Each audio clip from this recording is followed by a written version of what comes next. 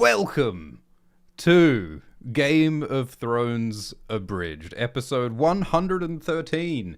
This is the show in which we discuss the Game of Thrones book series by George R.R. Martin, chapter by chapter, word by word, glyph by glyph, pixel by pixel, and we figure out what's happening. What's it for? Why with the thrones?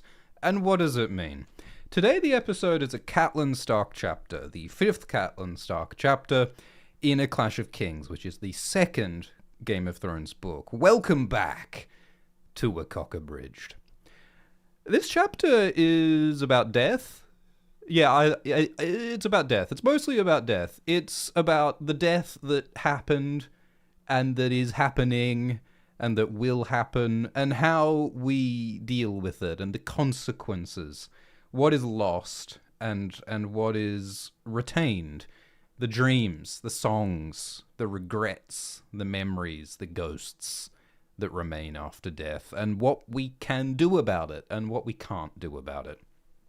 And it's all set at Riverrun, in the Riverlands, which are beset by war between the Starks and the Lannisters and the Rivermen, and the rivers flow on by like time. And so there's a lot of meditation about death in this one. But it's not all bad, because there's also a fan favorite character. Delp is mentioned. Rare Delp mention in this one. We've also got Eutherides Wayne in this one. Everyone's favorite character, Eutherides Wayne. This chapter is a cornucopia of asswife glopshitos, if you ask me.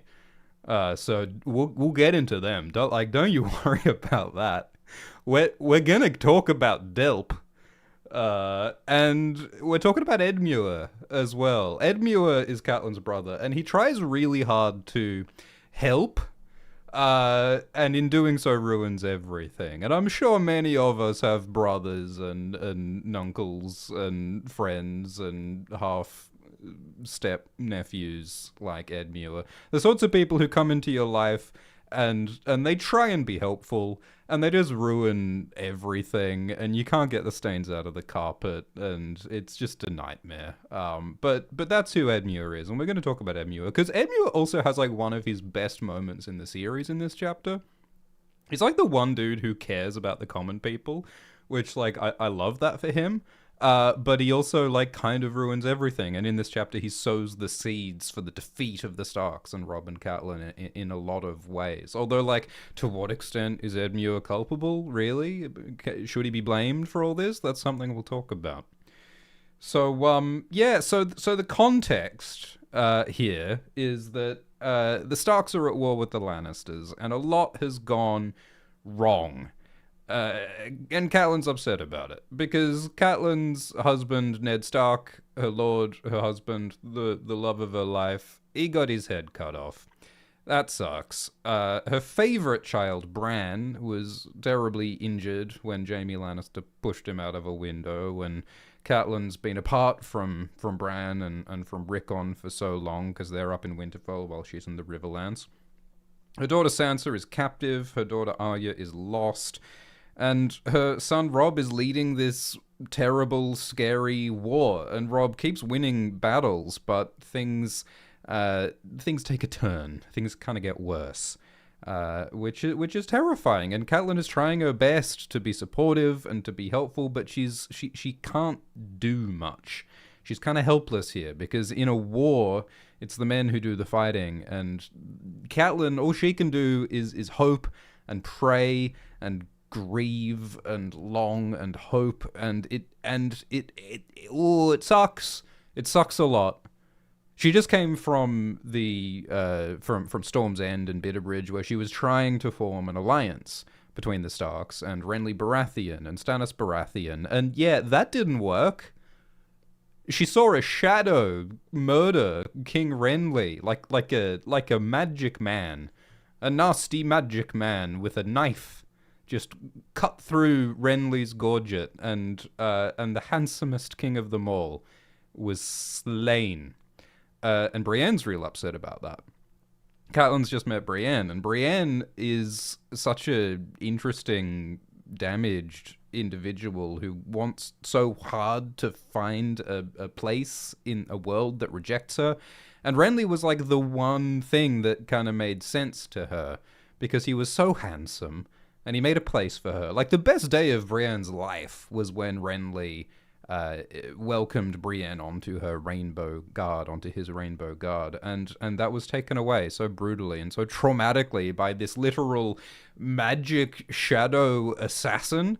And it's like, shit, man, like, what do you do about that? Like, you get your dream, like the best thing that ever happened to you, and then it gets taken away by a metaphysical void holding a piece of cutlery, stabbing your crush. That's a lot to recover from, girl. That's a lot to get over. So, like, Brienne's trying to get over that.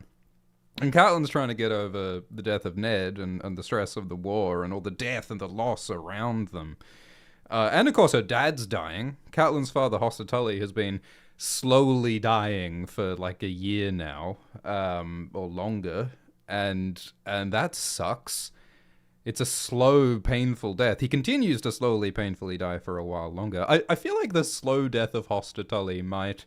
it might be like a sort of a pacing thing, because George Martin kept like the series was meant to be a trilogy of 3 books, but then the series kept on expanding and stretching out, and I don't know if Hoster was meant to lay dying for as long as he has, but I mean, that is what happens sometimes, I suppose. So yeah, Catelyn's, a bit stressed about that. And by the way, her sister Lysa has completely lost the plot, and threatened to throw her out the moon door when Catelyn suggested that Robert Arryn be fostered with them and whatever. So, like, Lysa's a wingnut short of a picnic at a spoon party, you know what I mean? So that's pretty stressful.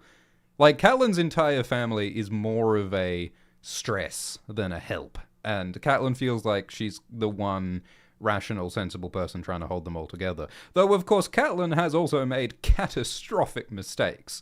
I mean, Catelyn feels guilty in the books because it was Catelyn who told Ned to go south, where he got his head cut off, and it was Catelyn who captured Tyrion Lannister, which was, the inciting incident for this war, in a lot of ways, one of the inciting incidents. And it's just... So she partly blames herself as well. And, she just come from this failure. She failed to convince Stannis or Renly to ally with her, and so things look kind of bad. And she's got to carry all this grief and all this guilt, and it sucks, and it's getting worse. And it's complicated because, like, the start of this chapter, she learns that, Robb is out in the Westerlands, out in the West, fighting this war, and he just won this battle at a place called Oxcross, and he killed Sir Stafford Lannister. And it's this great victory, and everyone's very excited. But she's too full of grief to enjoy this victory. She can't even enjoy food, it says in one of her chapters. Which, when George Martin writes that a character is not enjoying food, you know that they're depressed. You know that it's bad when they can't enjoy food. I don't think there's a single food description in this whole chapter. So that shows you how bad things have gotten. So anyway... so it's about death, and it's about trying to deal with it, and about trying to continue. And I think that this chapter is a lot about, like, dealing with death and dealing with failure the only way we can, which is by continuing. And I think it's about the recognition that even when we fail and even when we die, something lives on, or can live on. Memories can live on, and songs can live on, and we've just got to do our best to leave something good behind. And we've got to do our best to honor the ghosts of those who have died before us well. And so Ned's bones and Hoster's slow dying and Renly's death. I think Catelyn and Brienne are both struggling to take something good from the deaths of the past and trying to pass something good into the future. So let's talk about it. The first sentence is 2 days' ride from Riverrun. A scout spied them watering their horses beside a muddy stream. Catelyn had never been so glad to see the Twin Tower badge of House Frey. So yeah, the Starks have made an alliance with the Freys, and it's an alliance that's going to go bad, because later on in this book, Robb is going to break the Frey marriage alliance by marrying Jane Westerling instead, and the Freys are going to betray and kill Robb and Catelyn at the Red Wedding, so it's deeply ironic for Catelyn to see the House Frey banners and be glad to see them. And as we'll get to, there are further mistakes in this chapter about how bad the alliance, how it's going to fall apart. And so Catelyn learns that her uncle Brynden Blackfish has gone west with Robb on the war, and so now a Frey bastard, Martin Rivers, is in charge of the scouts around here. And Catelyn is always looking out for Uncle Blackfish, because Blackfish is one of the only, like, competent people in her family. I guess all the competency genes mostly went to Brynden Blackfish and went to Catelyn. I mean, like, Hoster was apparently kind of competent, but, like, he's too sick right now, and Edmure doesn't really have the capacity to bake a muffin. So yeah, she feels like she's got to hold it together. And so she's chatting with Martin Rivers, and she learns that, yeah, Robb has gone off west and is doing a war in her absence, and she's not really surprised that happened, because he clearly wanted to, but it wasn't until Catelyn left out to Bitterbridge and Storm's End that Robb went off and did his war. It's a bit like when your mum, like, goes out on a trip, and she's like, don't have a party while I'm gone, and then, like, instantly you have a big house party just because mum and dad are gone, and then you gotta hide all of the bottles from the pot plants before she gets back. Like, Robb just wants to have a fun war, and now that his mother's out of the way, he can go and do it and have the party with his dog eating the Lannisters. And that's one of the other sort of, like, sad things. One of the complicated things that's going on here is that Catelyn is a mother, and she's trying to mother her teenage son, Robb. Robb is only, like, 16 years old.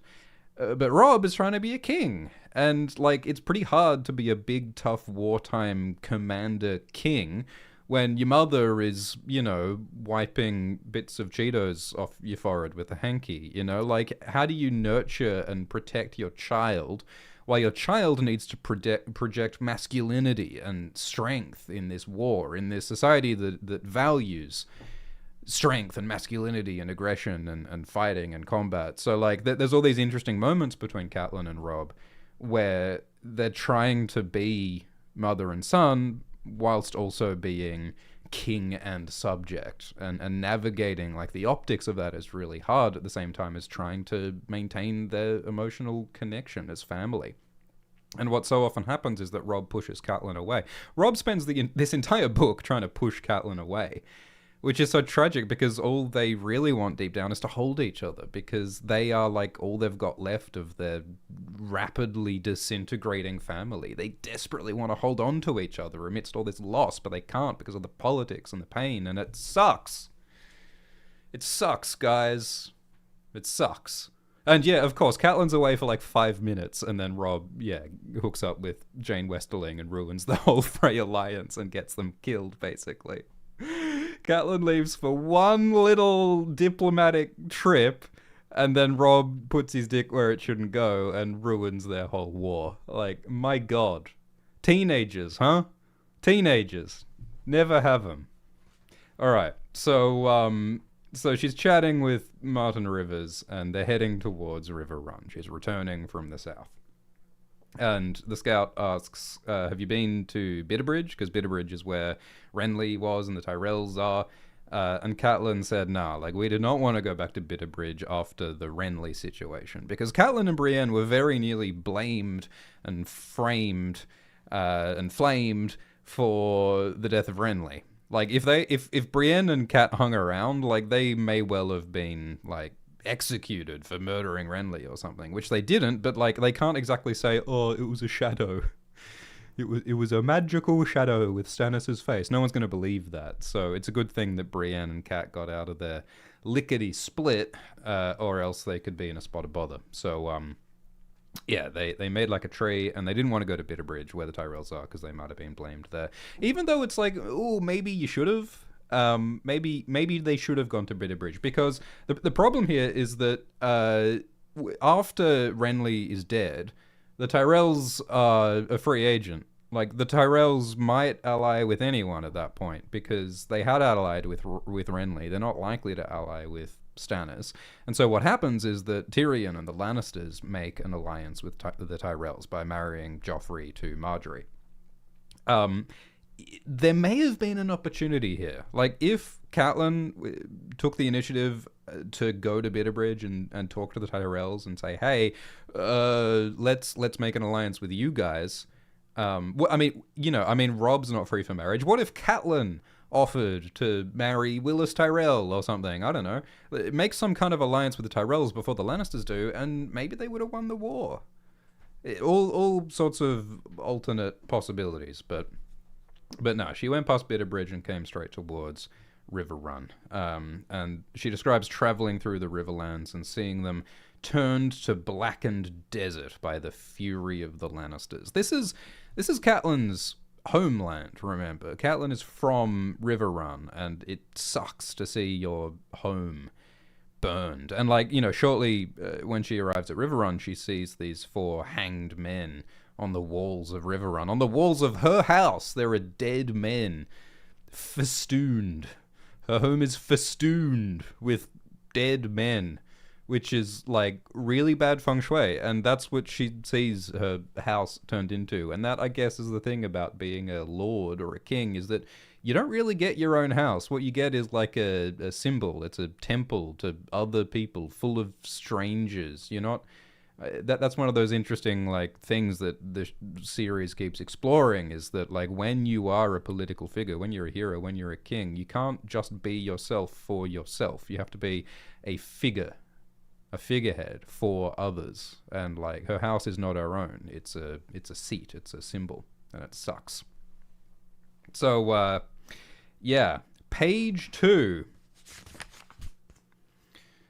So Catelyn comes back and she's like, okay, all right, so my son is off doing wars and crossing swords and meeting Jane Westerling.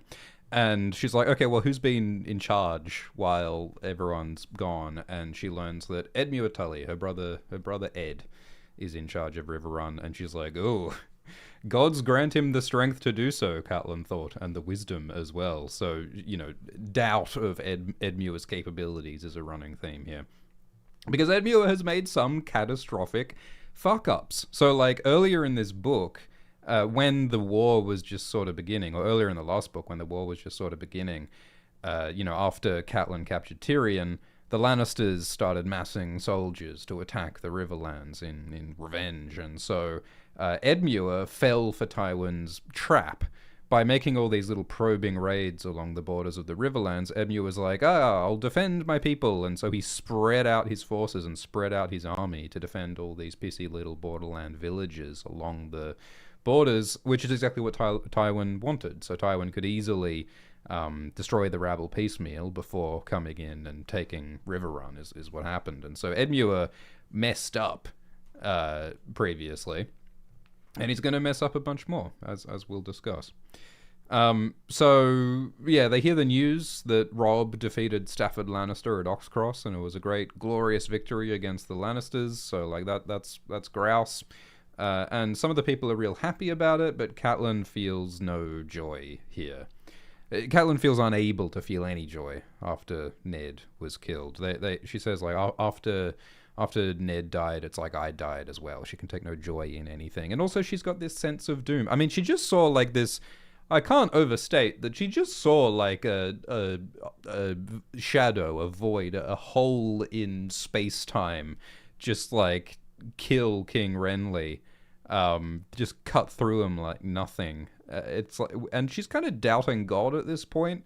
Like the universe is not what she thought it was. Like, black magic exists and, like, murdered someone right in front of her. So you're going to be a bit shook by that as well, I think. I kind of wish that she meditated more on that than she does. But, like, there's a sort of, like, shaken faith and, like, religious doubt is another thing that's going on in here. So she's also worried about her father, Hoster. She asks about Hoster and learns that Hoster is still dying. And they also hear that Tywin Lannister, the biggest threat, Big Daddy Lannister, Big Daddy Golden Balls Lion Man Tywin, is marching west. He's coming towards us. The most dangerous commander with his army is marching on towards us, which is a bit scary. And we later learn that this is exactly what Robb wants. Robb wants to lure Tywin's army west, to trap him there, and to leave the Lannisters vulnerable to Stannis. But Edmure messes up that plan, as we will see. So Tywin's coming, and that's a bit scary. And we learn more about Robb's victory at Oxcross. Apparently there's a hot new MC called Raymond the Rhymer, who is singing a song about this victory called The Wolf in the Night, which is a good name for an EP. And so while Robb is in the west, he's been getting revenge for the Lannisters' attacks on the Riverlands, and he's been raiding across the Westerlands. Lords Karstark and Glover are raiding along the coast. Lady Mage Mormont has captured thousands of cattle and was driving them back towards Riverrun. So She-Bear's eaten T-Bone tonight, which is exciting. The Great John has seized the gold mines in the Westerlands. And Wendell Manderley says, haha, nothing's more likely to bring a Lannister running than a threat to his gold. So this is all part of Robb's plan, is that he's attacking Tywin where it hurts, which is his bank account. It's his AU. And so by threatening the gold, he's hoping to lure Tywin into a trap. But, like, you've also got to, like, keep your noggin pointed at the fact that Starks are raiders too, and Starks are, like, ravaging the Westerlands in a way that's going to be hurting civilians. We don't get a lot of details, but, like, people are getting hurt in these northern attacks, and so it's worth remembering that even the good guys, quote unquote, doing some damage here and scaring people. I mean, you got bloody, hairy bloody Great John running around, taking over gold mines. Who do you think is mining those gold mines? It's probably a bunch of innocent Westerland civilians who were being, intimidated or attacked or hurt or forced to give gold to the Northmen. And it's like, let's remember that there's bad stuff on both sides of this war. We don't get a lot of details about what happens in the Westerlands. I'm sure what the Northmen are doing is not as bad as what Tywin does in this war. Tywin sets several world records for war crimes in this particular campaign, like unleashing Vargo Hoat and Armory Lorch and Gregor Clegane, like, top 3 worst men in this universe are Tywin's mad dogs that he unleashes deliberately to cause fear and kill civilians and burn septs and do all manner of horrific things. Not to mention what's going on at Harrenhal, which we see through Arya's chapters, where he's, like, enslaving thousands of civilians for the war effort and torturing with the tickler. And it's pretty hard to beat Tywin in terms of war crimes. But, the Northmen are probably doing some bad things as well, worth remembering. And so we learn more about how Robb won this victory. So, like, there's this castle called the Golden Tooth, which I believe we saw in House of the Dragon Season 2 recently. Golden Tooth is normally in the way if you're trying to get to the west, but Robb cleverly snookered his army around the Golden Tooth via a goat track, a little side sneaky passage. Like how in Castlevania, how you find the wall chicken? If you can find, like, a secret passage through the wall in Castlevania, full of poultry. It's not really like that at all. But Grey Wind found a secret path to get into the Westerlands without having to attack the Golden Tooth Castle. So that's how they snookered around and attacked the Lannisters, which was clever. The wolf sniffed the way, and that's one of the kind of other interesting things about Catelyn and Robb is that Catelyn kind of hates the direwolves because, each of her kids gets a direwolf in book 1, and she's not a big fan of having, like, a, prehistoric horse-sized carnivore in her children's house, which is, fair. And that whole Stark direwolf thing is very alien to her as a Southerner and a Faith of the Seven person. But like to Catelyn's credit, she recognizes that even though the direwolves are scary to her, she recognizes that no, that there is some kind of like deep, powerful, magical bond here that might actually be really important. And later on in this book, like and in the next one, Catelyn is saying, "Hey Rob, like I really think that you should like keep your direwolf close, and you should listen to your direwolf and like use its power to protect you." Even though Catelyn is kind of shit scared of the whole situation, and like one of the things they talk about here is that so the Starks, the Northerners, did this sneak attack on Stafford Lannister, who did not have his shit together, and his army was a rabble of untrained peasants mostly. But so yeah, they like snuck a sneaky on him and wiped him out real good. And there's all these like rumors and tales about what happened at this battle. We saw it in one of Sansa's chapters. Where some say that that it was an army of wargs and they used magic and the old gods to defeat them, and like we hear that supposedly Robb cut out Stafford Lannister's heart and fed it to the wolf Greywind. And Catelyn's like, no, that's not true. Don't believe those tales. My son is not a savage, because like on the one hand, it is useful to make your enemies afraid of you. Like, it's good if the Westermen are piddling in their trousers because they don't want to be chewed on. That can be helpful for winning the war. As Tywin Lannister knows, fear is a tool for victory. But at the same time, it's kind of bad because, being seen as some kind of sorceress, warg, cannibal, monster, beast boy can turn people against you. Like, that's part of Jon Snow's downfall, is that he's prejudiced against for being a warg, is part of why he dies in Book 5.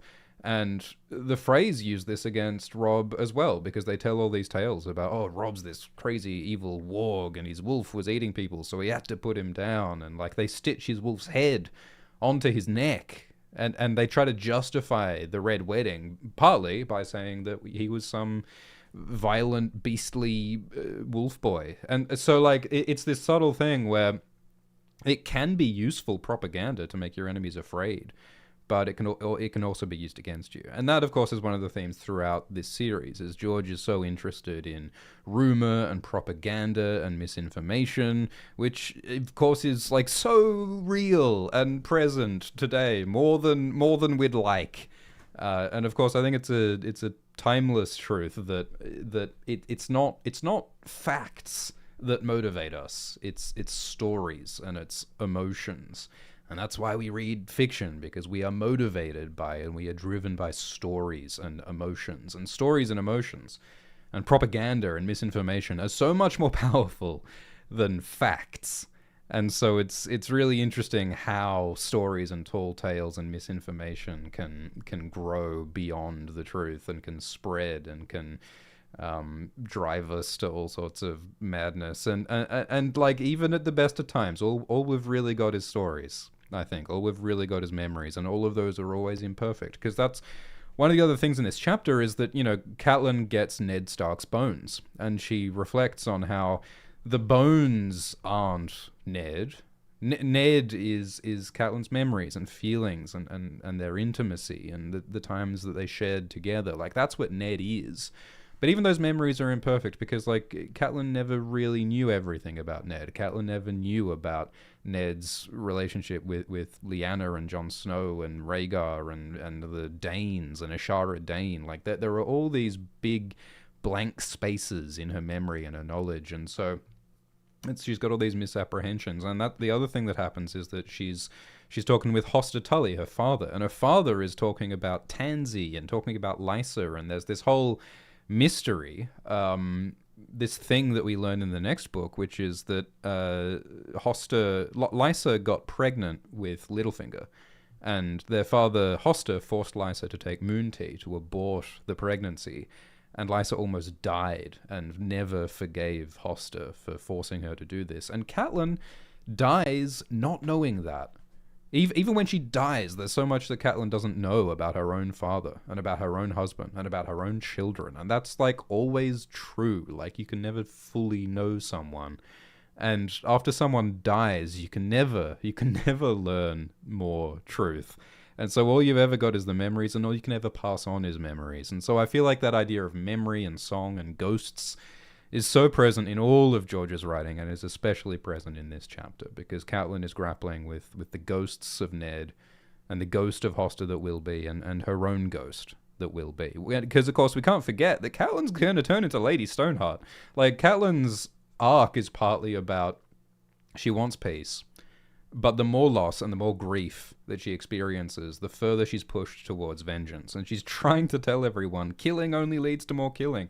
But she's just, like, absorbing and internalizing all this grief and carrying all this emotion that she can't express through action, and her words are not listened to. So when she dies in the Red Wedding that is resurrected, it explodes out of her when she becomes Mother Merciless, Stoneheart, the hangwoman, and she becomes this terrible specter of death. And I so wonder what's going to happen to her in the end, but we'll get there. So yeah, she's like, no, my son would never feed the beating heart of his enemy to his pet. But it's like, well, maybe he would. Maybe he would. Because, like, that's one of the things about warging and skin changing. Like, we see that through Bran Stark, is that Bran's like this sweet kid, but like by book 5 he's eating people. I mean, Cold Hands feeds him the bodies of some rangers and tells him that it's pork. But I mean, Bran, through skin changing, he starts skin changing Hodor. He starts like commandeering the body of this unwilling, innocent, simple-minded person Hodor. And we see through the Varamir prologue that like, ooh, skin changing, being like cyclically connected to an animal, to a beast, to a wolf, maybe not good for your humanity, maybe not good for your soul to be traipsing around taking a joyride in a canine, take a canine for a joyride, bad times follow, okay? Put that on a bumper sticker, okay? So, like, abomination is part of this story. Violence and horror is part of the magic in this world. And, of course, that's the other thing that's going on in this book, is that, Catelyn is this secular person.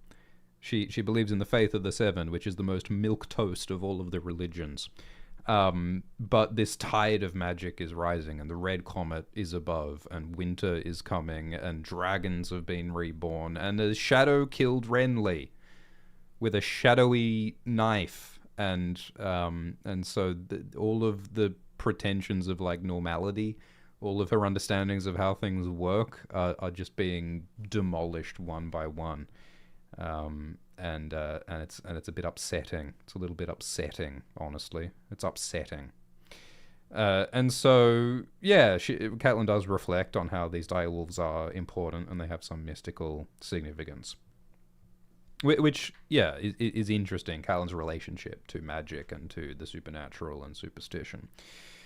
So Catelyn's been traveling with Brienne, who she, like, ran away from after Renly died. She convinced Brienne to come, and Catelyn basically saved Brienne's life. And she observes that Brienne keeps to herself. She's traveling with all these people, but she doesn't socialize with any of these people. She, like, does her job, and she contributes, and she helps, and she is competent at stuff, but she doesn't chat, she doesn't weep, she doesn't laugh. There are walls around this one, Catelyn thinks. And, I think there's multiple reasons for that. I mean, partly it's that Brienne just saw her love, her crush, Renly, murdered in front of her. Everything, like, the best thing in her life just happened to her, then was instantly snatched away, so there's that. But, like, Brienne is also very alienated and lonely and detached, because she doesn't fit in this society, and this society mocks her for who she is, as, like, this tall, ungainly, unfeminine female warrior. There's no place for her in this world, and we learn later that, Brienne was really traumatized by this horrific bullying that happened to her when these people were mocking her, pretending to be her suitors when they were just making fun of her. So, like, Brienne's this very wounded person, in a similar way that Catelyn is very wounded and is grieving right now. So I think that's sort of what draws them together. So yeah, they do a bit of chatting, and Brienne says, "All right, I want to leave. I want to leave. I want to go back to Storm's End." Brienne wants to go and kill Stannis.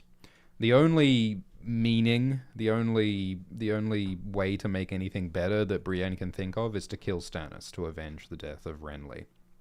She says, "I swore a vow. She did swear that she would kill Stannis, so she wants to uphold that vow." And it's like, that's the rules. She's sticking to this like knightly Rainbow Guard thing of like, I am honor bound to avenge my king by killing his killer. It's like the Blood Riders. It's like the Blood Riders after a Carl dies. She wants to fulfill her role and kill Stannis. I think Brienne's really attracted to this system because this system gives her meaning. Like the idea of knighthood, which, she can't be a knight because she's a woman as yet. But she's really attracted to the system of meaning because, like, if she doesn't have connections in other ways, when she's so alienated and detached, she wants some system and some set of rules to give some kind of meaning to her life. And so the knighthood thing is appealing. And, like, that's one of the things that George keeps coming back to is the corrosive, self-destructive, awful nature of some of these systems where, like, if honor and knightliness gets people killed, if it makes them throw away their lives for honor, then, like, maybe it's a bad system, a bad institution. And that's what Catelyn says, is like, hey, like, you are not helping anyone if you go and get yourself killed. Because Brienne can't kill King Stannis on her own when he's sitting in his giant castle surrounded by guards. She's just going to get herself killed. So Catelyn says, don't get yourself killed. Don't answer violence and death with more violence and death. Don't seek revenge, which of course is ironic because soon Catelyn is going to turn into the most murderous, vengeful character in the series, Lady Stoneheart. And Catelyn says, yeah, I mean, like, I would like to get revenge on Cersei. I would like to murder Cersei for the death of my husband, Ned, but it's not going to make anything better, and, like, don't get yourself killed. So Brienne raises her eyes, and Catelyn sees that Brienne's eyes are beautiful, which makes me think of the younger, more beautiful person who's going to bring Cersei's downfall in the Valancourt prophecy. Because, like, Catelyn says, "Oh, I would really love to wrap my hands around Cersei's white throat and squeeze until she dies," which is like, yeah, I think that's what Jaime's going to do to Cersei. A lot of people expect that Jaime will strangle Cersei, fulfilling the Valancourt prophecy of the little brother. So I think this is almost a little bit of foreshadowing of that. And they try and think about, they talk about good and evil. Catelyn says that I was taught that good men must fight evil in this world, and Renly's death was evil beyond all doubt. But I was also taught that the gods make kings, not the swords of men. And, like, Stannis is, I guess, the rightful king since he's Robert's heir. And Brienne says, well, he's not the rightful king because Robert was never the rightful king. Jaime Lannister murdered the rightful king, Aerys Targaryen. So, like, there's no system here. The rules aren't good. Brienne says the gods don't care about men, no more than kings care about peasants. And Catelyn says, a good king does care. So Brienne's saying that, the whole, like, political hereditary system of inheritance, it's BS, and we should have just followed Renly because he was such a cool guy and he was so handsome and great. Whereas Catelyn's like, maybe we should follow the rules, but as long as, like, the king is a good person, and that's, like, obviously one of the central questions of this series is, like, what makes a good king and what makes a good political system. And I think that, like, kind of the answer that they're circling around here is that, like, you need both. You need, like, a stable, predictable political system. You need a system where you can choose your rulers and you can have, like, a transfer of power peacefully. You need that. You can't just have whoever's got the biggest army gets to be king, because then there's going to be a war every time someone gets a bigger army. You can't have that. You need some kind of, like, predictable transfer of power that's peaceful. But you also need rulers who are good people. Like, it's like all of, like, Varys talking about young Griff. You need someone who actually who has compassion, like Edmure. Like, Edmure in this chapter tries to protect the common people. You need leaders who care about the common people, but you also need a system that can move predictably and doesn't just have a war every generation.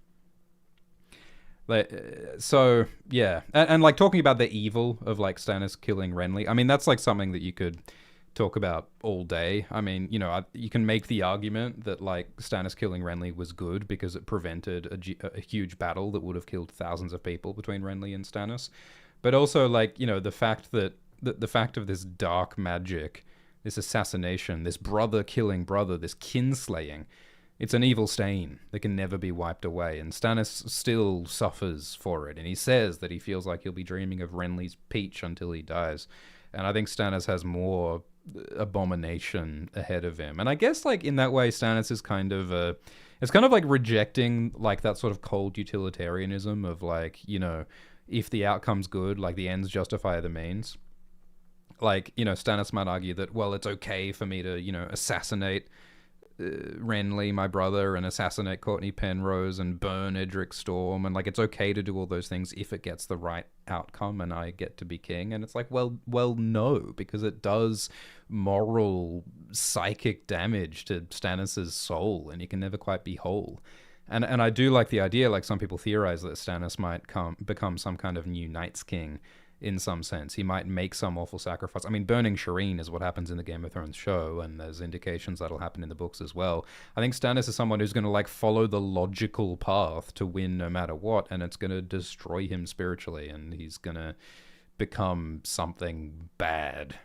And will Brienne kill Stannis in the end? I don't know. That's what happened in the TV show. I don't know if it'll happen in the books. I guess it makes a kind of sense, but like that's the question, is like, are we really going to vindicate vengeance?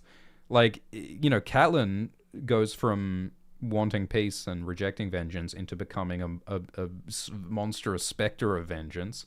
Is that going to happen to Brienne as well? I don't think so. I feel like this series is going to ultimately reject vengeance and reject violence answering violence. And so I feel like Brienne is one of the figures in this story who's really going to live on and represent hope and goodness. And so like I don't think that Brienne's going to kill Stannis. And of course I'm very curious what's going to happen to Stoneheart. Like, I like the idea of Arya killing Stoneheart, maybe even Sansa having a confrontation with Stoneheart. It'd be very interesting. So so Catelyn discusses Renly, and she kind of like sympathizes with Brienne over the death of Renly and tries to sort of comfort her. And I feel like, you know, Catelyn's being like a mother to Brienne right now. I mean, Catelyn has been apart from most of her children for so long. I think that she wants to be a mother, and Brienne is someone who is so deeply in need of a parent and who hasn't really known a mother. And so I think that they really connect here because they're so in need of someone else to care and to be cared for. Catelyn says that I am no queen, only a mother who would keep her children safe however she could. And, you know, the irony of being defined as a mother, and later, you know, Lady Stoneheart is called Mother Merciless. It's like the other side of motherhood, the angry side of motherhood, like a she-bear, like a mother who lifts a car off a baby and throws that car at a bear. That's the kind of mother who she becomes. And Catelyn tells Brienne, fight for the living, not for the dead. Come and help us. Come and help Robb against the Lannisters. That's better than getting yourself killed. And Brienne says, I don't know Robb, but I know you. Like, you saved my life by taking me away from Renly's camp. I'll serve you. You helped me. You saved me. And so Brienne swears an oath to serve Catelyn Stark, which is quite an impulsive thing to do, to like swear servitude to this person who you've just met. But in this highly emotional moment, Brienne sees something good in Catelyn, and Brienne has no purpose, and barely anyone accepts her or offers any kind of sympathy. So when Catelyn does that and sees her as human and bonds with her emotionally, she decides to swear loyalty to her. And of course, you know, Brienne is sent on a quest ultimately to, like, you know, find Sansa and Arya and return them to Winterfell, and she mostly fails to do that throughout A Feast for Crows. But I think what will happen is that Brienne will ultimately, in some sense, succeed, and will ultimately help Sansa and Arya and the Starks, and will fulfill her destiny. And so I think what that means is that in some way Catelyn succeeds. Because, you know, Catelyn dies, and Catelyn fails to do like the hostage swap that she wanted to do to save Sansa and Arya. But I think in the long run she will succeed, because again, this is about legacy, and this is about consequences and living on. And so I think that the consequences and the legacy of Catelyn will ultimately help Sansa and Arya live and return to Winterfell through Brienne. Because that's how we live on, is through the others that we've known, through the people that we've known in our life, and through the memories they have of us. That is what our legacy is. It's not the bones, it's the memories, as she learns with Ned. So, Brienne swears loyalty to Catelyn. And Brienne talks about how Catelyn has courage, not battle courage, but a kind of woman's courage.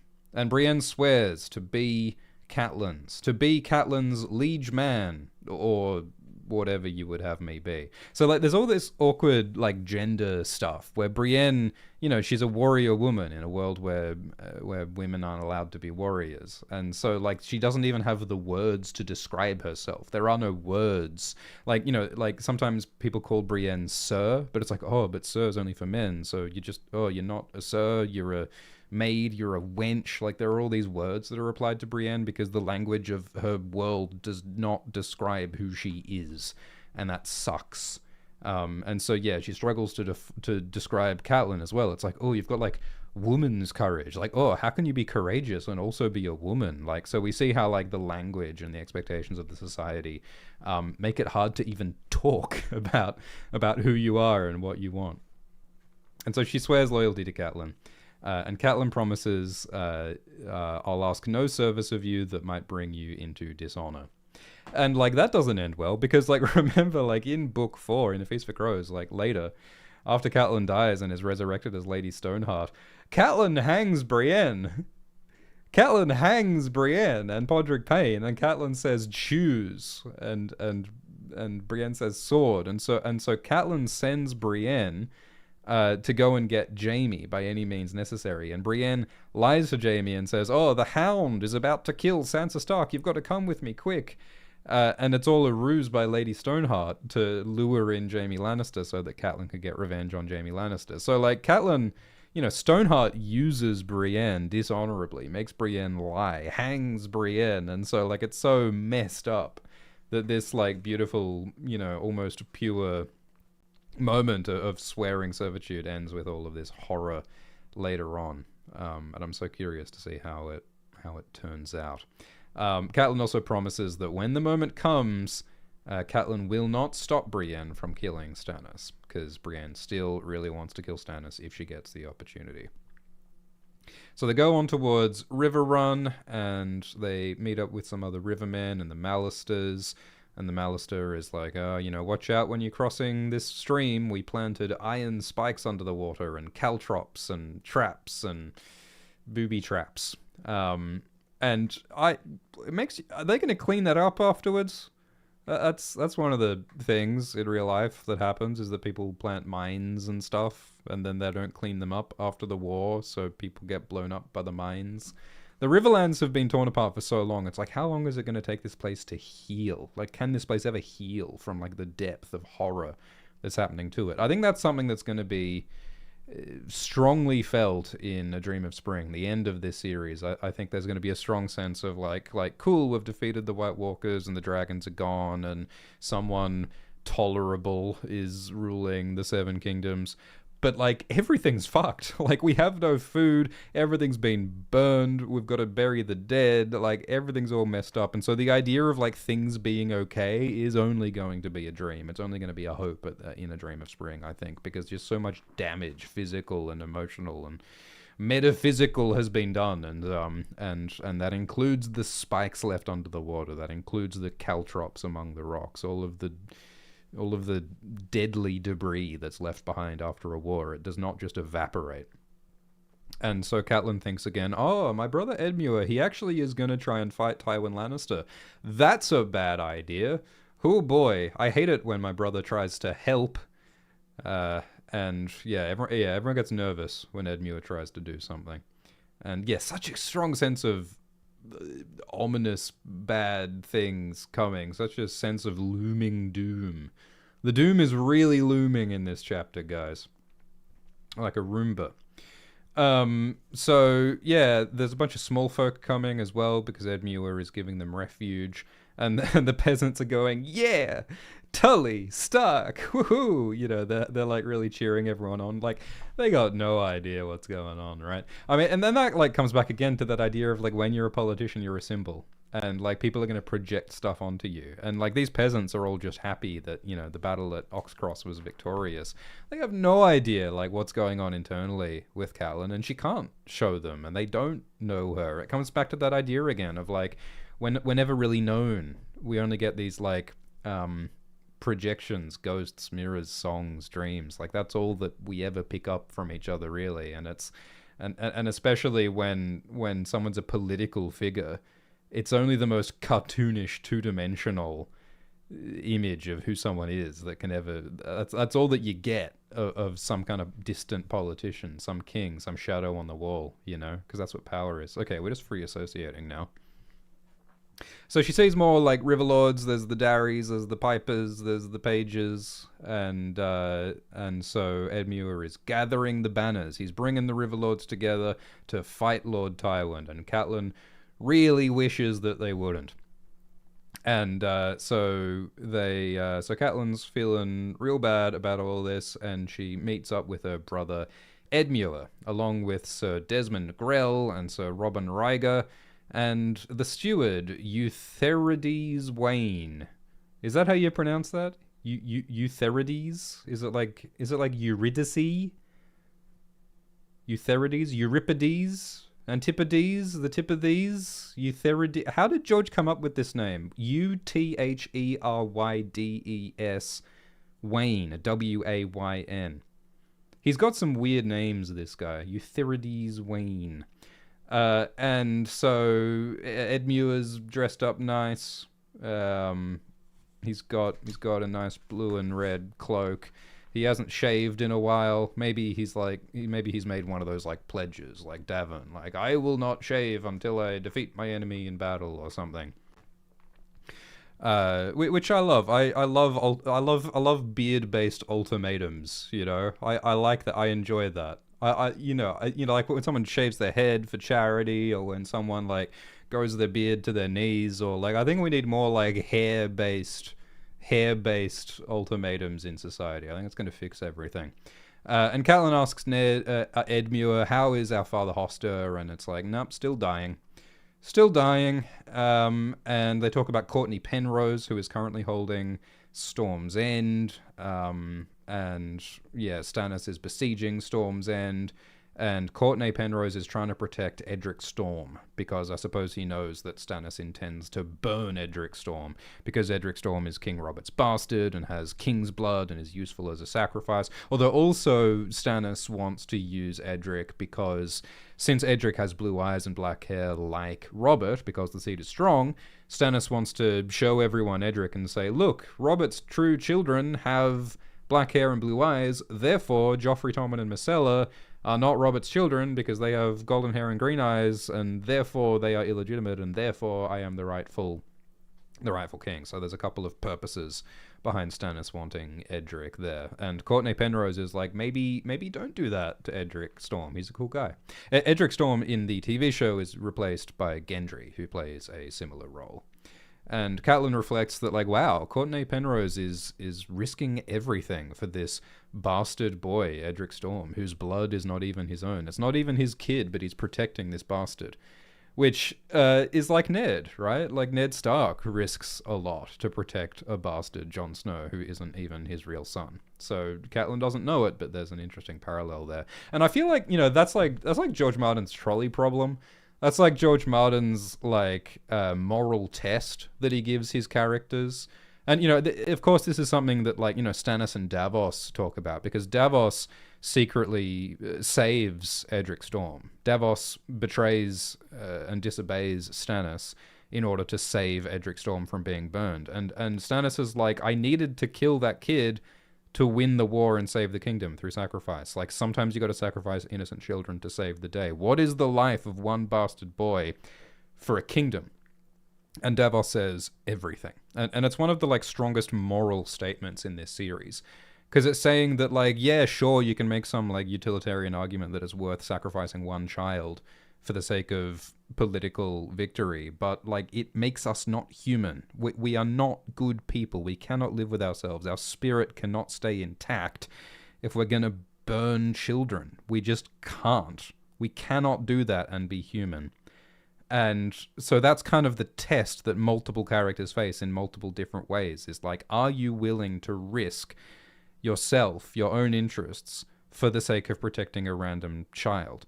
Cersei fails that test pretty bad, because Cersei has a bunch of Robert's bastard children murdered, like Barra.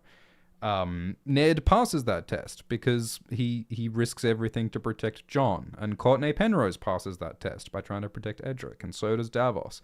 That's like the quick litmus test.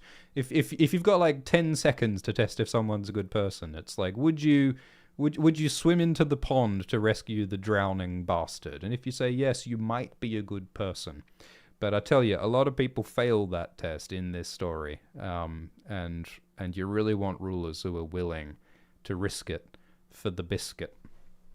Okay, so Catelyn asks, hey, so by the way, who are the dead people at my house? I noticed that there are some dead people attached to my house, like the world's worst Christmas lights. Like, what is this, like a Stranger Things? Like, why are we got... What's with the dead people on my house? And Edmure says, oh yeah, they came with Sir Cleos when he came with Cersei's peace offering. And Catelyn's like, what? You killed diplomats? You killed peace envoys? You're not meant to do that.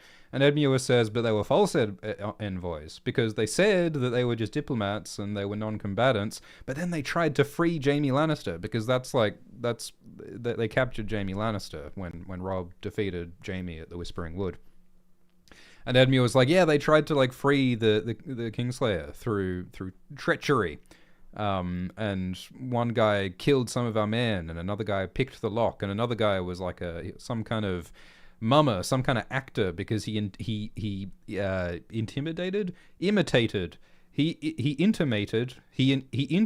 then intimidated, then imitate. Do you think there's a connection between imitated and mimicked?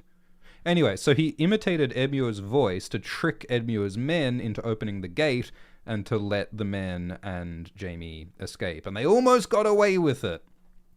But then Edmure came back and saw it and stopped it. So this was almost a gigantic disaster. It would have been a big problem if Jaime escaped, and he almost did. And this plot by Cleos Phraseman was Tyrion's plan. We saw that in an earlier chapter.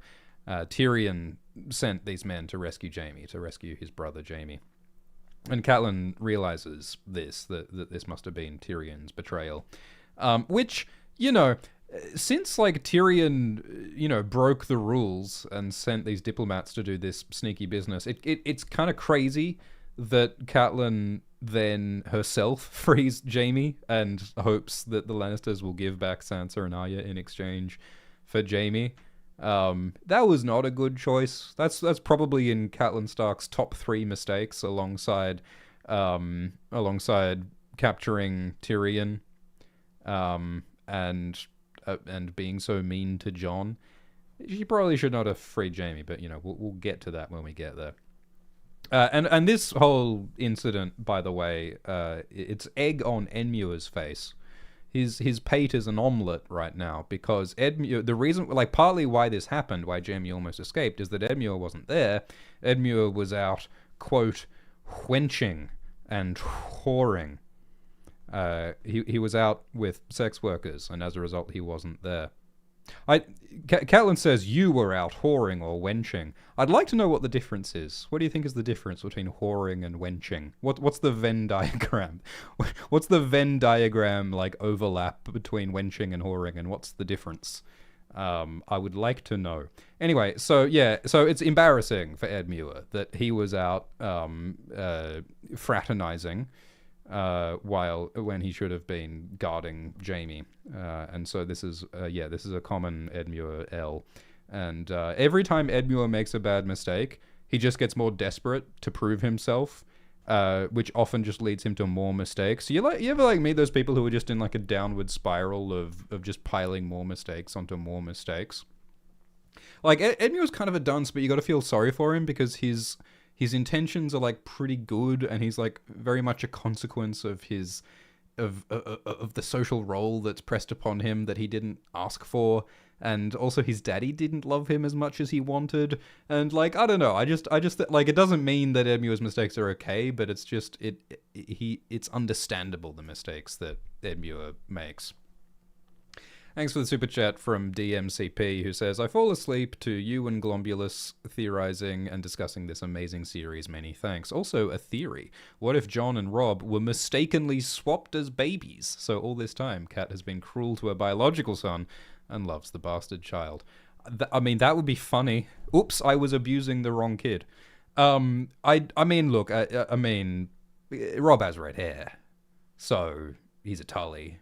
But yeah, it would be a good oopsie. And it's, I mean, it reminds me of like that philosophical thing of the veil of ignorance, like that idea that like a good ruler is someone who would make the rules for all the different kinds of people, but that person would not know which category they're in. Like, they make rules for everyone equally, not knowing if that's going to impact them personally, positively or negatively. Like, you know what I mean? Like, a good person would treat the child well, regardless of whether it's their biological child or not. Just like we were talking about with the bastards before. You should be good to people, whether or not it's going to benefit you. Like, if you're ignorant of what the outcomes are going to be to you, you should still do the right thing anyway. And that's kind of the test of whether you're a good person. So, yeah, ideally it shouldn't matter, but it does, doesn't it? It is sometimes impossible to act without considering your own self-interest. And yeah, as usual, we'll respond to super chats and donations at the end of the stream. So, yeah, there were shenanigans, and the Tullys are upset by it, and Edmure is embarrassed that he was dallying when this happened. Next page. Because, yeah, I mean, like, the Lannisters just can't stop breaking rules. Because, like, you know, the fact that they send Cleos and they break the rules by having envoys try to sneak Jaime out, it like, sets the groundwork for the Red Wedding, where the Lannisters and the Boltons perpetrate one of the most horrific breaking of the rules and of doing a war crime and breaking custom by killing Starks at the Red Wedding when they're protected by guest right. The Lannisters just prove over and over that they're willing to dishonorably and treacherously do whatever's necessary to win. And, you know, I mean, the Starks do, like, a certain kind of sneaky. I mean, like, Robb Stark does multiple surprise attacks on, you know, Jaime at the Whispering Wood and Stafford at Ox Cross. So, I mean, maybe that's along a spectrum. Because, I mean, I guess you could argue that, the most honorable possible way to fight someone is to say, haha, you know, muskets at dawn, you know, at this prearranged time we will face each other, and only when we're ready will we fight. And, you know, it's slightly more sneaky to, like, ambush people, and then it's slightly more sneaky to, like, hold a wedding and get them drunk and then kill them while they're not looking. Like, it's a sliding scale of, like, honor, I suppose, in combat, isn't it? But the Lannisters consistently show that they're much more willing to do evil shit than the Starks are, and that's part of why they win. That's part of why they defeat the Starks. But of course, I think that the point of this series is that despite the fact that the Starks lose, Ned's legacy of honor lives on, and Catelyn's legacy of honor lives on. I think legacy of honor lives through Brienne, I think. And so all these people who remember the goodness of the fallen Starks bring that positive legacy forwards, which will ultimately win and be vindicated, is I think what's happening in this series. Whereas Tywin's legacy immediately falls to shit, literally, when Tyrion kills Tywin and his corpse rots and Cersei blows up everything and Jaime turns against his family and Tyrion joins Daenerys. It all just instantly blows up. And again, that comes back to the legacies and the songs that we leave behind. So we better leave behind good ones, because the bones aren't anything. We gotta leave good memories. Delp was wounded. Delp was one of the people, like, guarding Jaime. And when Jaime almost escaped, he got a sword. He slew Paul Pemford and Desmond Squire Miles, and he wounded Delp so badly that the Maester says he might die soon. Pour one out for Delp. Pour one out for Paul Pemford. Not Paul Pemford. Paul is spelled Poul, which reminds me of Paul... What's his name? Is it Paul Anderson? Who's the sci-fi writer? Paul... Is it Paul? Yeah, it's Paul Anderson. Paul Anderson, I think, was one of George's favorite writers. They probably would have met as well. Paul Anderson was a friend of the author of Dune, Frank Herbert, as well. They built a houseboat together. George and Frank and some of these sci-fi guys did rub shoulders at times. And I do wonder if Paul might have been named after Paul Anderson, because the spelling Poul stands out to me. George can't not think of Paul Anderson when he writes that, I would think. So yeah, thoughts and prayers to Delp. And so yeah, they hanged the false envoys, and Cleos Frey claims to not know about this plot, which I don't think he does know about the plot. I don't think anyone tells Cleos Frey anything. Cleos Frey has made several journeys across the Riverlands, playing go-between, running through the war-torn Riverlands, and he's just this hapless fool with more Frey than Lannister in him, and ultimately he gets killed by outlaws later on, when Brienne and Jaime are traveling east. So, so they're talking about, maybe Stannis will be an ally of the Starks, and Catelyn's like, I don't know if we should make friends with Mr. Evil Magic Shadow. And Catelyn observes that there are hundreds of small folk, hundreds of peasants and common people let inside Riverrun, and there's like naked children and cows and sheep and peasant stuff all over the place. And Catelyn's like, what's going on? Like, yeah, this is another party that's being held. Like, Mum left, she comes home, and her house is full of strangers. And it's like, why are you vaping on my carpet? Can we not do this in my house, please? And Edmure is like, I wanted to protect my people. You know, I am the soon-to-be Lord of Riverrun, and I wanted to protect my people. They were afraid, he says, simply. And Edmure, like, Catelyn's not happy with this. Catelyn says, only my sweet brother Edmure would crowd all these useless mouths into a castle that might soon be under siege. Edmure had a soft heart. Sometimes Cat thought his head was even softer. She loved him for it, yet still.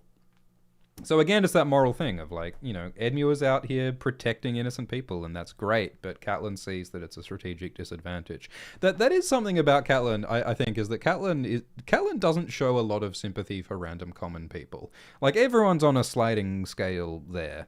Edmure's on the far end of people who actually give a shit. This is one of like the best moments in terms of lords actually trying to protect the people, which is like kind of the linchpin of this entire feudal arrangement. Like the deal is theoretically that like the peasants and the knights, they swear to obey the lords and the kings on the condition that the lords and the kings protect the peasants and the knights and everyone beneath them. That's kind of the deal. I mean, in the olden days, if the king doesn't make a good harvest happen, then you kill the king. They still do that in Pentos, don't they? That's kind of the deal, implicitly or otherwise. And if the lords fail to protect their people, then they're not a good lord. And so Edmure is being a good lord, better than most. But Catelyn thinks he's kind of dumb. And he is kind of dumb. And I think, like, you can also question Edmure's motivations. Like, is Edmure doing this? Is he protecting these people because he's, like, a great guy? Or is he protecting these people because he's a pushover and he's soft and he wants validation? Because that also is true. Like, Edmure, as we learn, is planning to fight Tywin. And he wants to win. And he's partly motivated by wanting glory.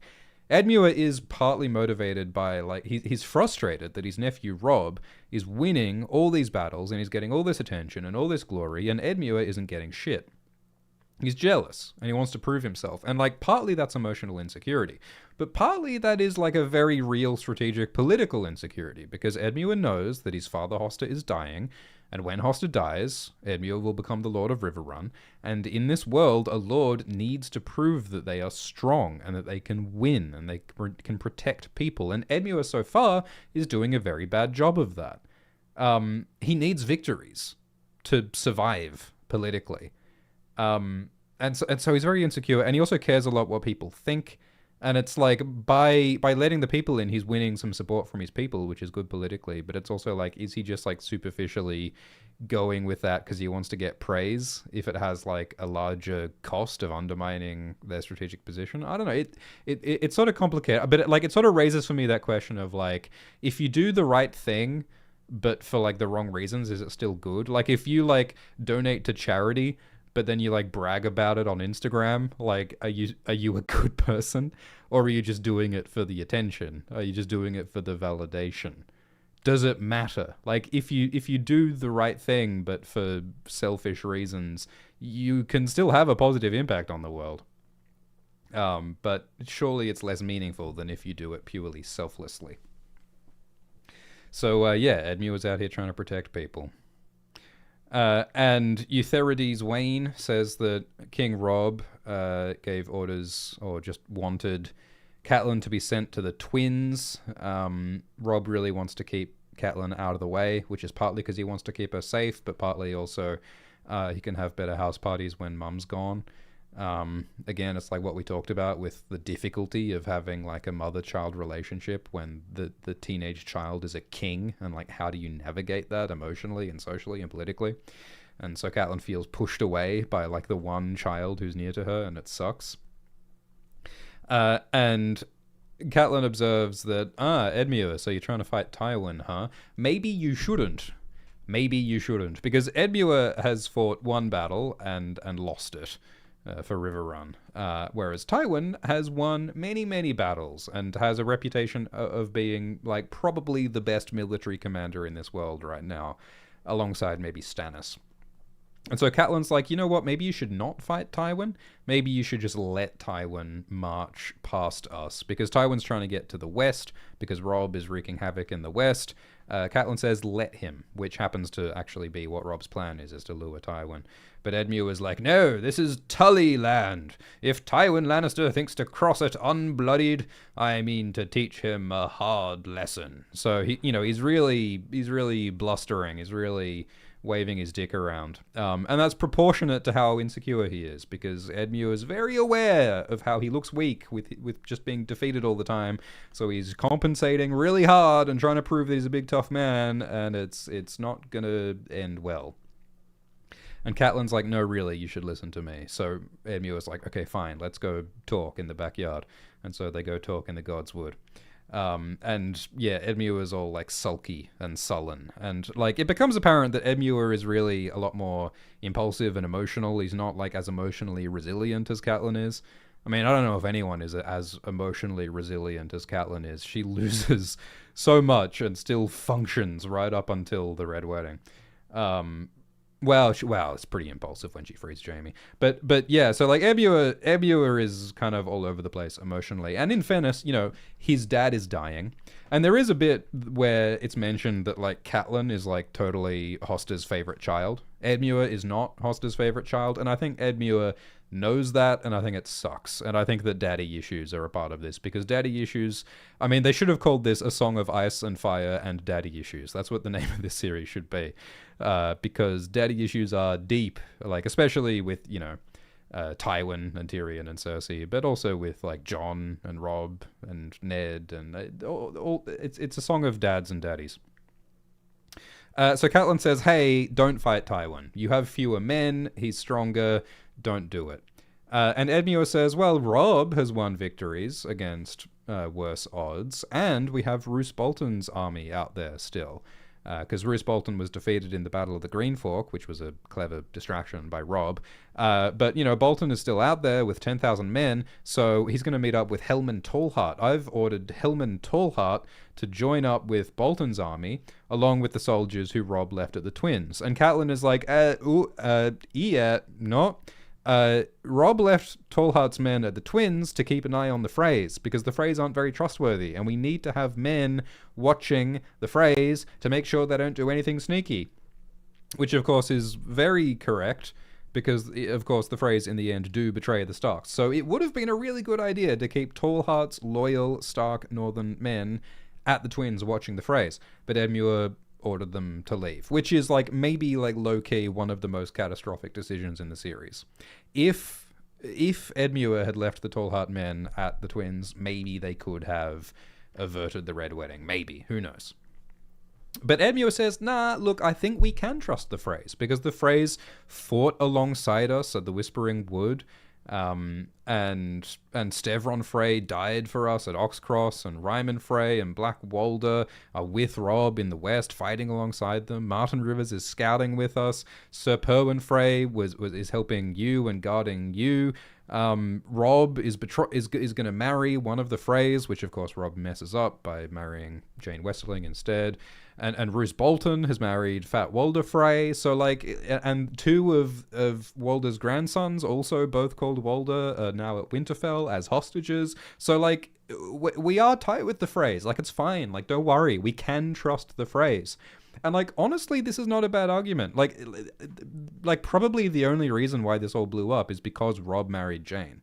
So like, from Edmure's perspective at this time, I think he's got a good argument, and I think he's not wrong to think that the Freys are trustworthy enough at this point. But Catelyn says, I don't know, and she does turn out to be right in the end. And Edmure is saying, okay, so like, I've ordered Roose Bolton and his army to take over Harrenhal, which Tywin has just left. And so if we stop Tywin here at Riverrun, at the Red Fork, Tywin will be trapped between us at Riverrun and Bolton's army at Harrenhal. Then Tywin will be screwed, and we'll beat him, and we'll win the war. And like, not a bad plan, in my opinion. I'm not really so much like a military history head. You'll have to refer to Brendan Beefish and Something Like a Lawyer on Wars and Politics of Ice and Fire.wordpress.com.net.biz if you want to get the skinny on the war stuff. But, to my uninitiated mind, I'm just a young girl and know little of the ways of warfare. But I think this sounds like a decent plan that Edmure has got here. And Tytos Blackwood and Jonas Bracken agree with Edmure that this is a good plan. And so Catelyn's like, okay, brother, okay, I guess you're right. Maybe you're right. Maybe it's a good plan. And Catelyn thinks, perhaps it was a splendid plan, and her misgivings were only a woman's fears. So Catelyn is doubting herself because of her gender. Because this world believes that women don't know anything about war, and also women aren't trained in war because of gender. And so Catelyn's like, okay, maybe Edmure is right. And it's that very sort of awkward, and so Catelyn kisses Edmure on the cheek and says, I hope you're right. So I'm sure we can all relate to trying to be supportive of family and of friends when they're making terrible decisions. It's always one of those like tricky things. It's like, oh, how much do I push this? When like someone who you care about is preparing to make a bad decision, and you're like, oh, maybe like don't like cover yourself in honey and run into the beehive. Like, maybe don't take the mystery pills at the festival. Maybe don't marry that hunchback. Don't marry a camel. Like, whenever someone's about to make a bad decision and you're like, do not engage in marital relations with that dromedary. But you don't want to push it too hard because you love them and you want to be supportive. It's like how, at what point do you stop being supportive and you start just like slapping your loved one and saying like, don't fuck the camel? You know what I mean? We've all been in those situations. So Catelyn kind of just shrugs her shoulders and goes to see her father, Lord Hoster Tully, who has been slowly dying for a while. I don't know what he's got, actually. I don't know. It's like a very like severe terminal case of ligma or something. But he's been drinking milk of the poppy and he's in a lot of pain. Yeah, he says like crabs are pinching at his belly.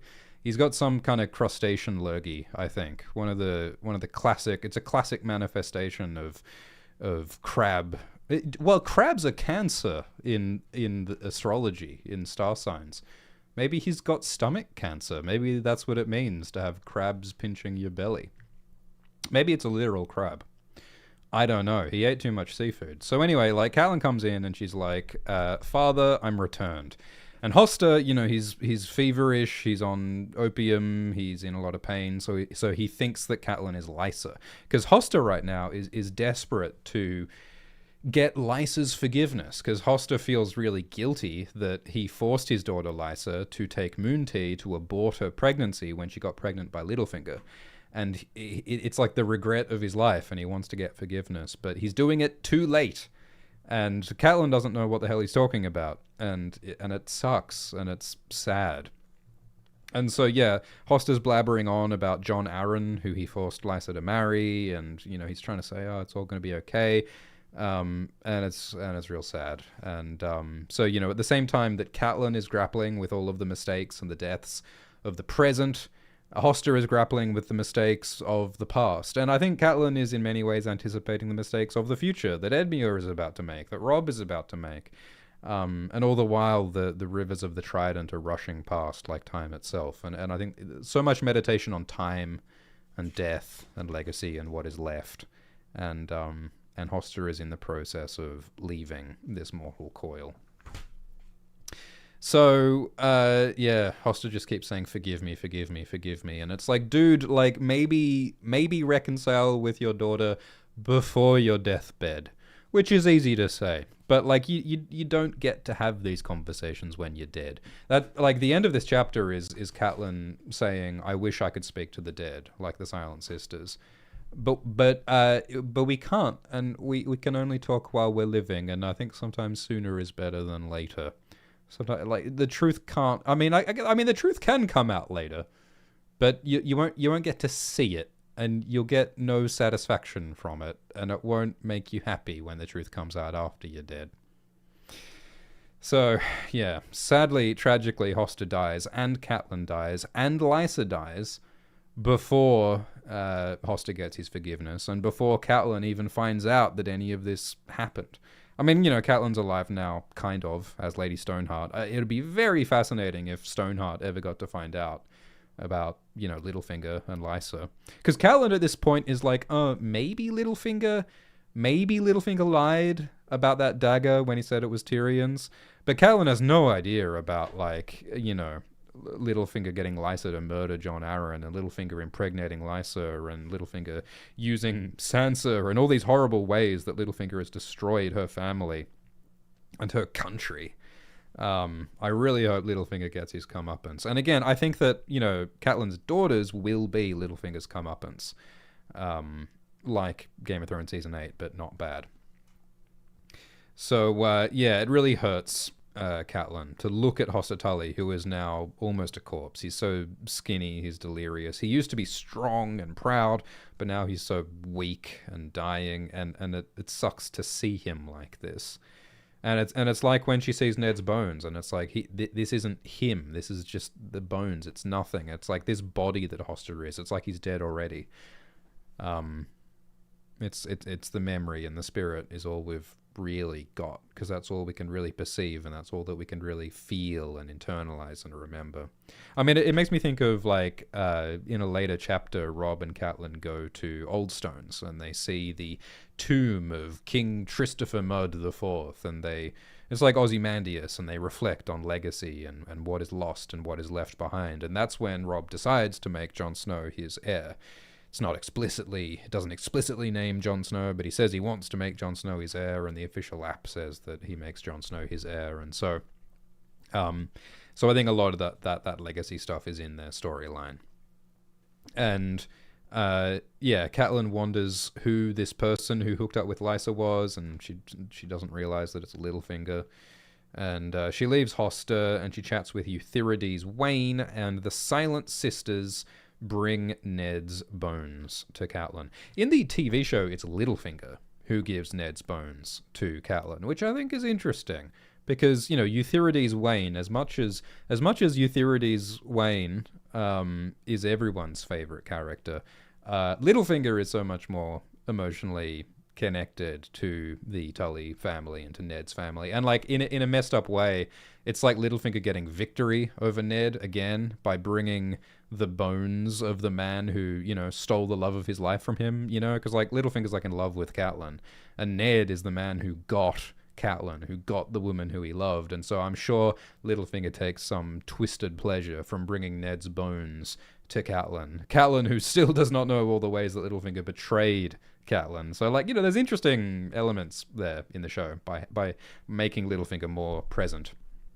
And of course, the show needs to make things visual. We can't see all of the internal thoughts and memories. So, like, we need to see some of that conflict and emotion on screen between Littlefinger and Catelyn. And so we do see that in the TV show, which is not bad, I reckon.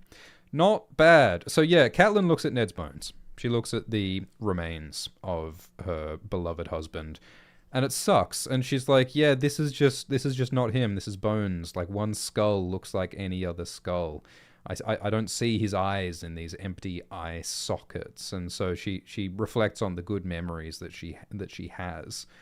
And I just can't help but think about everything that Cat doesn't know about Ned, everything about Jon Snow, everything about Ashara Dane, everything she doesn't know about Hoster and Lysa. Like, the idea that all we really have in our heads are these incomplete, idealized versions of the people we loved, and it's like, it's never sufficient, it's never complete. But that is how we live on, is as memory and as ghost. I think of, like, one of the weirdest little passages in this series is when Qyburn, I think it's in A Feast for Crows maybe, when Qyburn is talking to Jaime, and Qyburn's like, yeah, one time I like saw a chair that like a woman had been sitting in, and the chair still kind of smelled like her bum, and it made me think about ghosts. I think this is not exactly Qyburn's words, but Qyburn's like, yeah, I thought about like the ghost of this person, and I'm like, maybe some essence of our spirit remains in this mortal coil. And it's like, it's such a weird little thought by one of the like scariest characters in the story, because Qyburn is this mad scientist necromancer who like tortures innocent women to death. But here he is thinking about, like, maybe our spirit remains, and there's some kind of beautiful, poetic, gentle, delicate memory that lives on. It's like, I don't know. It just, again, is part of that theme.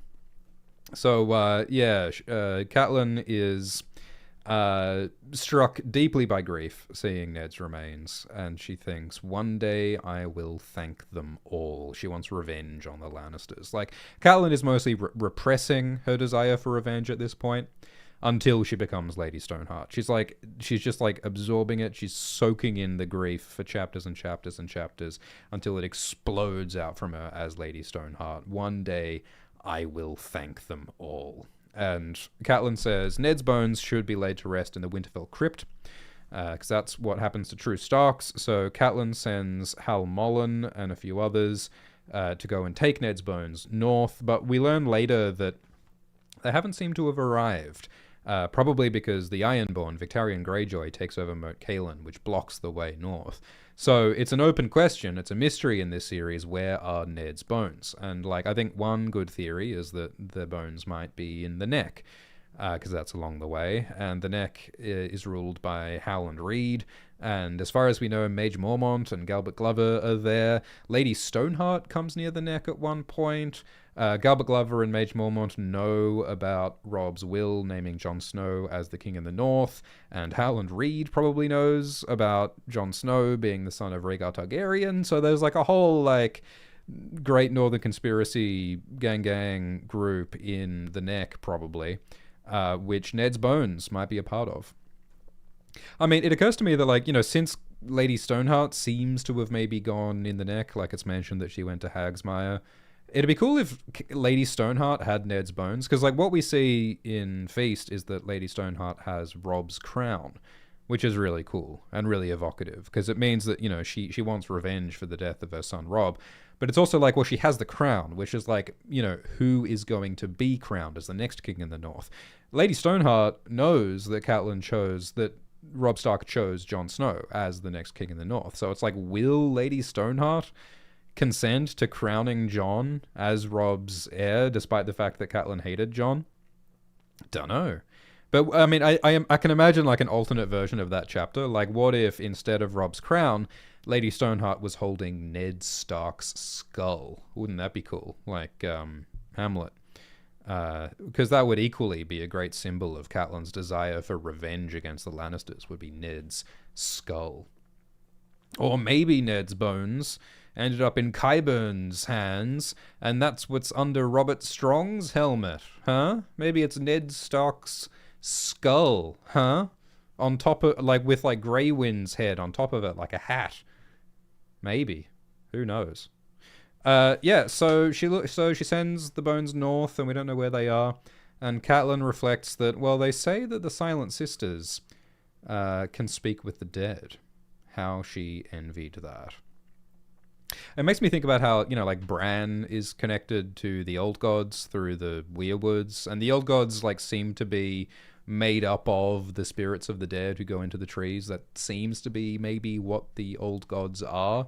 And, Bran sees back into time, and he sees Ned through the weirwoods, and he does talk to Ned through the weirwoods, and, like, Theon hears Bran through the weirwoods. So it's like, in some sense, Bran can literally talk to the dead. But we never see him quite reaching them, never quite communicating with them, never quite changing them. You can never quite reach backwards in time, no matter how much we try. But we can reach forwards in time. We can change the future with our actions and with our choices. And even when we fail, and even when we die, because we will all die, we still change the future, if only through the memories and the impressions that we leave, and the songs that we leave, and the dreams that we leave behind. And it's through the people who remember us that we can change things and leave a mark and be remembered. And I think that's what this chapter's about. Because Catelyn Stark and Edmure Tully and Brienne all make horrific mistakes, and they all make horrific failures, and so does Robb Stark, and so does everyone in this story. They all make terrible mistakes, and they all die. But I think that the point of this story is that the good that we do can live on. And Tywin did evil, so all that he leaves is rot and decay. But good people like Ned and Catelyn and Brienne can leave something good, and I think and I hope that will be vindicated in the end. So that was the 39th chapter of A Clash of Kings. Thank you for joining me on this adventure through book. We are going to respond to your kind donations and super chats. They're not mandatory, but if you'd like to, you can make donations and things. It is better to use the Streamlabs link in the video description. That is better than if you use the super chat button on YouTube, because YouTube takes a cut of the super chat thing. But yeah, thanks for ACOK abridging with me. This was fun. So what else is going on? Thank you for the super chat from Pie Guy, who says, "Welcome back, you glorious bastard." Thank you, Bane's Basement, who says, "This is Catelyn's 5th chapter, and Cat has 5 children. And what do you need to make children? A cock." That's some quality numerology from Bane's Basement there. It all adds up. I can't fault your math, Bane. Thank you, Dylan Nash, who says, "Hurry up and get to the point where Saturn and Jon are gay, please. XOXO. When is George Martin going to release the Saturn Winds of Winter preview chapter?" Can you imagine if, like, Winds comes out and we open Winds and the first, like, titled chapter after the prologue, it just says Saturn. And it's like, yeah, we just get, like, 10 pages of steamy Saturn on Jon romance. Just the entire book is Saturn chapters. Saturn is the only POV character in the Winds of Winter. Someone would be happy. He should do that on April Fool's. Like, if he actually just released that, just the Winds of Saturn, people would love it. Like, I think George Martin should just do that. I think that would be fantastic. Thank you, Molly, who says, "Really enjoy this series." Thank you, Maddie. Thank you, John Braxton, who says, "Much love to you, Swift. I just got an English position. It's in part to listening to the analysis from the start of this series. So thank you. Also, I'm on Nemesis Games." John Braxton. Awesome. Congrats on your English position. I assume that you're talking about a teaching position, not some kind of a sex position. I believe that the only English sex position is missionary for the purposes of recreation while thinking about the Queen. So I assume you're talking about teaching. Congratulations. Like a lecturer or a teacher or something. That sounds cool. And Nemesis Games is, of course, the 5th book in the Expanse series by James S.A. Corey. And yeah, I think that Nemesis Games is my favorite of the Expanse books. So do enjoy that, John. Thank you, Tom Fee, who says, feels good to be back. Anonymous says, thanks for the escapism. Cade says, you are my favorite online personality. Thank you. What is your favorite A Song of Ice and Fire book? I think my favorite is A Storm of Swords, just because, like, in terms of, like, the plot and the culmination of, like, the Stark-Lannister War and, like, the death of Tywin, it all just comes together so incredibly and powerfully. I love Storm. I think that, you know, like a lot of people, I, like, appreciated Feast and Dance more with time, because they are more, like, sort of slow and weird and complicated. So I do appreciate those books a lot as well. Thank you, Jess Knows Nothing, who says, will you do more cooking videos with Glidus? I mean, only if we can clean up the mess left behind by that first cooking video. We were mopping chickpea off the ceiling for like a week. So I don't know if we'll be allowed back, but I hope so. I hope so. Thank you, Atlee, who says, yes, Swifty Abridged. Cheers from Iceland. Thank you, Tom Fee, who counted incorrectly. Should have gotten Bane to check your maths there, Tom Fee. Thank you, Jillian, who says, scientific experiment to see if this super chat will jar me awake out of a cozy Swift-induced nap someday. We'll post results in a future super chat. Jillian, are you sending a message into the future by doing this? Are you communicating with your future self? And if so, does your future self have a message for your past self? I think that's the tragedy of this chapter, actually, is that we can speak forwards, but we can't speak backwards. The perils of time travel. When are we going to do a Doctor Who stream of some kind? I want to do I want to do like a every Doctor Who episode ranked live stream. Wouldn't that be fun? I would only do like new Doctor Who. Like I would only do like Christopher Eccleston onwards. Of course, I would need to like watch all the episodes that I haven't seen. How many Doctor Who episodes are there from Christopher Eccleston until now? I think there's quite a lot. There's quite a lot. But wouldn't it be fun to do a live stream talking about them all? Why don't I just become a Doctor Who YouTuber? I think I should do that. Thank you, Ledness, who says, do you think Kat had any chance of getting through this war? It seems she had a really good political mind, even though she never ruled herself. Yeah, I think that's one of the things that stands out about reading Catelyn's chapters, is that in the books, Catelyn is a smart politician, and she has a strategic mind, and she's a lot more thoughtful and calculating than most of the people around her. I mean, certainly more than people like, you know, Edmure and certainly more than like Lysa. And, you know, she is outwitted by people like Tyrion and Littlefinger. But Catelyn is a smart, calculating politician, and she does make some catastrophic mistakes, like freeing Jaime and capturing Tyrion. But did she have a chance of surviving? I mean, if the Starks were defeated, I suppose she could have married one of the enemy and survived. I mean, like, noble ladies tend to survive wars if they comply, but they also tend to live nightmares like Sansa does. So yeah, I don't know. It's complicated, but yeah, I think she did have a chance, but things don't go her way. I mean, like, Robb repeatedly tries to send Catelyn away. Like, Robb's plan just before the Red Wedding was that he was going to send Catelyn to Seaguard after the wedding. And, you know, Catelyn almost goes back to Winterfell and back to the twins. You know, yeah, Cat could have survived. Thank you, Sean Johnson, who says, Big Daddy Swift is back. Thank you, Darko Cram, who says, hello from Scotland. Been watching since high school. Just want to say thank you. Thank you, Darko. Thank you, Sam H., who says, a lifeline at 2 a.m. while I rock a fussy baby back to sleep. I would try to sing a lullaby, but your baby would start screaming. Thank you, Ledness, who says, this chapter is so great. I love ACOK. Don't worry, Ledness. I'm not afraid to say that out loud. Thank you, Hover, who says, you and Glider talking arsewife is such a big part of my life.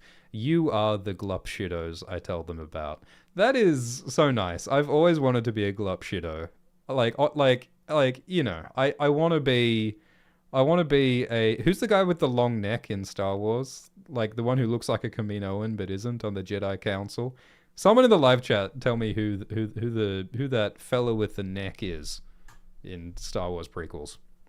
Thank you, DMCP, who says, yeah, we answered that one. Thank you, Entropy Online, who says, hey, Alternative Swift X, thanks for all the content. Thank you, Z, or Z. Thank you, Elimist, which I think is an Animorphs reference. Thank you, Patty, who says, CH rocks. Thank you, Elimist, who says, when in your YouTubing career did you realize you were onto something special?